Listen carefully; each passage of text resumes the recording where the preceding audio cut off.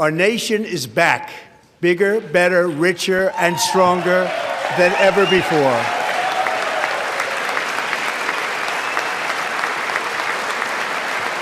Trump amesema Marekani ni kubwa, tajiri na yenye nguvu kuliko hapo awali, wakati akiwasilisha hotuba yake katika bunge la Marekani mnamo Februari 25 mwaka 2026. Akiangazia sera za nje, Trump amesema Irani ilikuwa inapanga alichokiita maovu. Katika hotuba yake hiyo, amesisitiza tena kuwa kwa miongo kadhaa imekuwa sera ya Marekani kutoruhusu Irani kuwa na silaha za nyuklia.